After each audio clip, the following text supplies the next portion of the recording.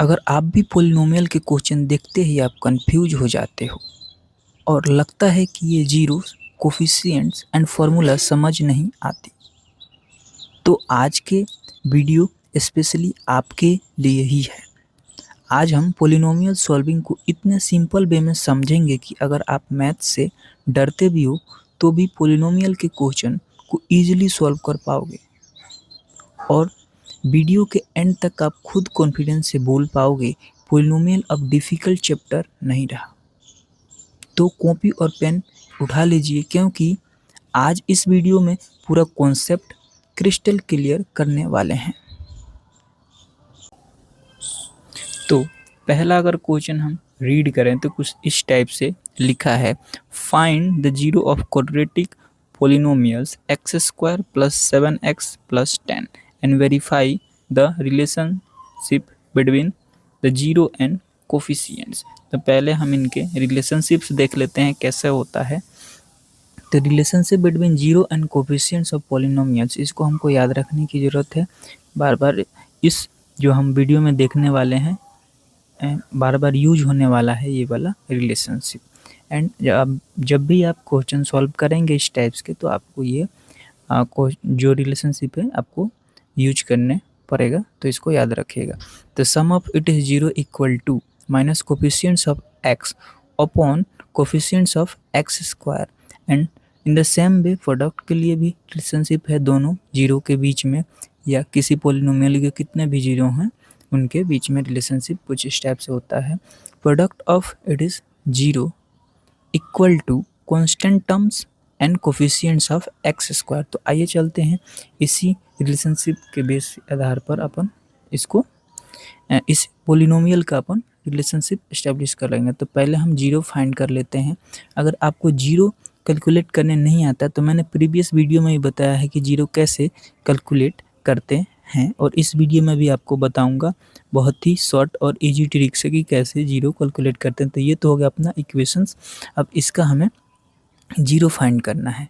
तो हम zero find कैसे करते हैं, तो ये जब भी जैसे ये एक्स वाला जो कोफिशिएंट्स है यानी जो कांस्टेंट है, तो इनके लिए दो ऐसा सेम नंबर लेते हैं, दोनों के लिए दो ऐसा सेम नंबर लेते हैं जो कि यहाँ पर प्लस करने पर ये कोफिशिएंट आ जाए एंड मल्टीप्लाई करने पे ये कांस्टेंट आ जाए। जी हाँ, आपने सही सुना, प्लस करने पर ऐसा दो नंबर लेंगे और यहाँ पे प्रोडक्ट के लिए दो ऐसा नंबर लेंगे, दोनों ही सेम होना चाहिए। यहाँ भी दोनों नंबर, यहाँ पे सम करने पर 7 आ जाए एंड यहाँ पे इंटू करने पर 10 आ जाए। तो ऐसा हम दो नंबर अगर सोचें तो 5 प्लस 2 हो जाएगा। जी हाँ, यही दो नंबर हैं जो सम करने पर यहाँ पे 7 आ जाए एंड इंटू करने पर यहाँ पे 10 आ जाए। ठीक है, तो इस टाइप से हमने दो नंबर निकाल लिया। अब इसको हम क्या करते हैं कि जीरो के साथ इक्वेट कर देते हैं। 2 को हम जीरो के साथ इक्वेट करेंगे तो यहाँ पे x की वैल्यू हो जाएगी -2 हो जाएगी एंड 5 को हम अगर जीरो के साथ इक्वेट करेंगे तो -5 यहाँ पे x की वैल्यू हो जाएगी। तो इस तरीके से हमने दो जीरो तो फाइंड कर लिया इस इक्वेशन के लिए। ठीक है, इस तरीके से हमने दो जीरो फाइंड कर लिया इस इक्वेशन के लिए। अब हमें क्या रिलेशनशिप एस्टेब्लिश करना है। तो जैसे कि मैंने बताया था कि सम ऑफ इट इज जीरो का रिलेशनशिप एस्टेब्लिश करना है। तो सम ऑफ जीरो कितना है यहाँ पे, पहले तो -2 एंड -7, तो यहाँ पे क्या हो जाएगा -7 हो जाएगा एंड बाय डिफ़ॉल्ट यहाँ पे 1 रहता है, आपको पता होगा। ठीक है, बाय डिफ़ॉल्ट यहाँ पे 1 किसी भी अपन इक्वेशंस में और कुछ नहीं है तो ले सकते हैं। तो ये हो जाएगा -7/1। तो इस तरीके से ये इसका कोफिशिएंट्स हो गया एंड जो मैंने फॉर्मूला बताया था उसका ये माइनस हो गया टर्म्स एंड ये जो आ गया एक्स स्क्वायर का कोफिशिएंट्स आ गया। तो इस तरीके से अपन ने ये वाला जो है ये वाला जो है अपन ने रिलेशनशिप को एस्टेब्लिश कर दिया है एक दोनों जीरो के लिए। ठीक है, अब प्रोडक्ट के लिए देखेंगे अगर हम, तो प्रोडक्ट में क्या बोलता है, अब मैंने पहले वही रिकॉल करवा दिया है, product of it is zero equal to constant terms upon coefficients of x square. ठीक है, तो यहाँ पे हम पहले प्रोडक्ट तो दोनों का निकाल लेते हैं, दोनों जीरो के, तो -2 इंटू -5, ठीक है, -2 इंटू -5 इक्वल टू 10 हो जाएगा यहाँ पे, क्योंकि माइनस माइनस यहाँ पे प्लस हो जाएंगे एंड 2 इंटू 5 इक्वल टू 10 हो जाएगा।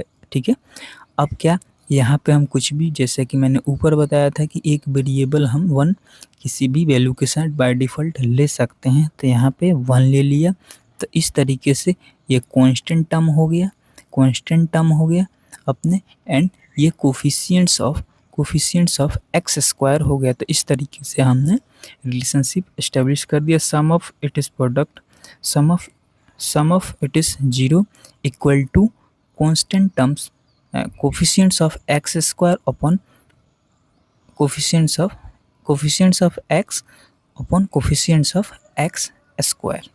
ठीक है, then product of it is zero equal to constant terms upon coefficients of x square, ये इसका कांस्टेंट टर्म्स हो गया, एंड यहाँ से बाय डिफ़ॉल्ट 1 लिया अपन ने, तो ये कोफिशिएंट्स ऑफ एक्स स्क्वायर होगा। तो इस तरीके से इस क्वेश्चन को हमने ईजिली रिलेशनशिप एस्टेब्लिश्ड भी कर दिया एंड हमने जीरो भी फाइंड कर लिया है। ठीक है, अब मैं आप लोगों को थोड़ा सा बता दूं, अगर कोफिशिएंट्स एंड जीरो में कंफ्यूज हो रहे हैं तो मैं आप लोगों को बता दूं कि कोफिशिएंट पहले ही बता देना चाहिए था, बट अब बता दे रहा हूं।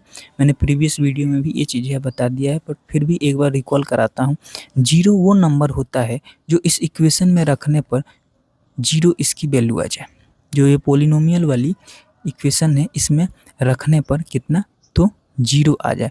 जैसे कि यहाँ पे -2 है, -2 अगर रखूँगा यहाँ पे तो एक्स स्क्वायर 2 की पावर 2 हो जाएगी, देन 7 इंटू -2 प्लस 10, अगर हम इनको इक्वेट करें तो ये हो गया अपना 4 -14 प्लस 10। ठीक है, अब इनको हम जब इक्वेट करेंगे तो ये कितना हो जाएंगे, 0, 10, 4, 14 एंड माइनस 0 तो 0। तो इस तरीके से जो भी नंबर हम रख दें इस इक्वेशंस में एंड इसका जब वैल्यू 0 कर तो समझ लीजिए कि वो क्या है, इस जीरो ऑफ पॉलिनोमियल से। इन कोफिशिएंट्स की बात करें, कोफिशिएंट्स क्या होता है, तो कोफिशिएंट्स वो होता है multiple times of variable, multiple times of variable. जैसे यहाँ पे x के साथ 7 मल्टीप्लाई हुआ है तो यहाँ पे x का कोफिशिएंट कितना हो गया है, 7 हो गया है, तो ये मल्टीपल टाइम्स ऑफ कोफिशिएंट्स हो गया। सेम वे में यहाँ पे बाय डिफ़ॉल्ट 1 रहेगा, तो ये क्या हो गया, एक्स स्क्वायर का कोफिशिएंट हो गया। ठीक है, तो इस तरीके से दो कॉन्सेप्ट क्लियर करा दिए और पहला एग्जाम्पल मैंने सॉल्व करा दिया। अब हम क्या करेंगे कि तीसरा क्वेश्चन अपन सॉल्व करेंगे। तो क्वेश्चन नंबर 3 कुछ इस टाइप से बोलता है कि find the zero of polynomials x square -3 and verify the relationship between zero and coefficients. तो हमें रिलेशनशिप फाइंड करना है और आप सभी लोग रिलेशनशिप स्टैब्लिश करने में तो माहिर ही होंगे, मुझे पता है। तो यहाँ पे सबसे पहले एक फॉर्मूला रिकॉल करेंगे, a square minus b square equal to a plus b into a minus b. ये फॉर्मूला तो आप सभी लोगों ने पढ़ा होगा, मुझे उम्मीद है आप लोगों से। ठीक है, तो इसी फॉर्मूला से हम इस इक्वेशन को कंपेयर करेंगे। तो जब कंपेयर करेंगे एक्स स्क्वायर -3 को तो कुछ इस टाइप से हो जाएगा कि एक्स स्क्वायर √3, एक तो ये टर्म हो गया एंड दूसरा टर्म, मान लीजिए ये टर्म हो गया एंड दूसरा टर्म को कंपेयर करें तो एक्स स्क्वायर -3। ठीक है, ये इस टाइप से हो गया। तो जब हम x को 0 के साथ इक्वेट करेंगे, जब हम x को 0 के साथ इक्वेट करेंगे तो इनकी वैल्यू कुछ इस टाइप से आ जाएगी, दैट एक तो √3 हो जाएगा एंड एक -√3 हो जाएगी x के वैल्यू। तो इस तरीके से हमने 0 तो इक्वेट कर लिया है। अब हम क्या करेंगे, इनका रिलेशनशिप इस्टेब्लिश करेंगे तो पहले हम सम फाइंड करते हैं दोनों के। तो हम अगर सम फाइंड करने जाएं दोनों के 3 + 3, तो यहाँ पे कितना 0 आ गया, ठीक है। और यहाँ पे 1 आ जाएगा। बाय डिफ़ॉल्ट हम x का जो x जो है यहाँ पे इसका 1 ले लेंगे, तो कितना आ जाएगा 0 आ जाएगा, ठीक है। तो ये तो हमारा सम था, ठीक है। अब हम प्रोडक्ट को फाइंड कर लेते हैं। प्रोडक्ट को फाइंड करने जाए यहाँ पे √3 इंटू -√3 टू 3, तो यहाँ पे 3 हो जाएगा। एंड अगर हम यहाँ पे x वाली ले लें ये, तो कुछ इस टाइप से हो गया। तो ये यहाँ पे 0 आया है। आप लोग थोड़ा सा कंफ्यूज होंगे कि रिलेशनशिप इस्टेब्लिश तो हुआ नहीं। अब यहाँ पे देखिए x² -3 है, x² -3 है। यहाँ पे x का वेरिएबल नहीं है, तो x का वेरिएबल ही नहीं है तो अपन क्या उसको समझेंगे कि ये तो 0 है, ठीक है। x का वेरिएबल ही नहीं है तो यहाँ पे क्या समझेंगे, तो 0 है। तो इस तरीके से हमारा रिलेशनशिप यहाँ पे इस्टेब्लिश हो गया। और यहाँ पे कांस्टेंट टर्म्स कितना है अपना 3 है। यहाँ पे कांस्टेंट टर्म अब तक कितना है 3 है। एंड x वेरिएबल का बाय डिफॉल्ट वैल्यू 1 लिए हैं, तो ये कांस्टेंट टर्म हो गया एंड ये वेरिएबल x हो गया। सेम वे यहाँ पे x का कोफिशिएंट्स है नहीं, तो यहाँ पे x का है नहीं तो 0 हो गया। एंड यहाँ पे ये वाला जो बाय डिफॉल्ट 1 लिया अपन ने। तो इस तरीके से हमने जो फॉर्मूला पढ़ा था शुरू के स्लाइड्स में, उस फॉर्मूले के अकॉर्डिंग 0 एंड कोफिशिएंट्स में इनकी रिलेशनशिप एस्टेब्लिश हो चुके हैं। एंड 4th नंबर क्वेश्चन को हम देखेंगे यहाँ पे इस बार।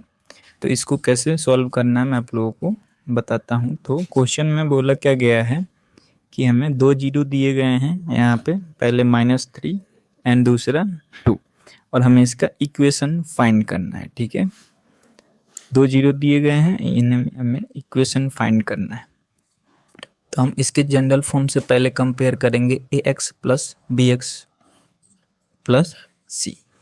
अब इसे हम यहाँ पे a की वैल्यू नहीं है, b की भी वैल्यू नहीं है एंड c की भी वैल्यू यहाँ पे नहीं है, ठीक है।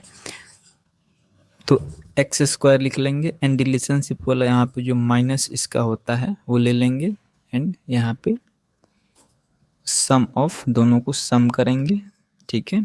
तो ये 3 है, माइनस में 3 है और ये वाला, तो दोनों मल्टीप्लाई हो जाएंगे तो प्लस का 3 हो जाएंगे। एंड दोनों के प्रोडक्ट निकालेंगे तो -3 × 2, ठीक है। और यहाँ पे x रहेगा, तो ये माइनस माइनस प्लस होगा, +5 हो गया, x ये आ गया। एंड ये वाला जो है 3 × 6, तो कुछ इस टाइप से हमारा क्या बन गया, इक्वेशंस बन गया, ठीक है।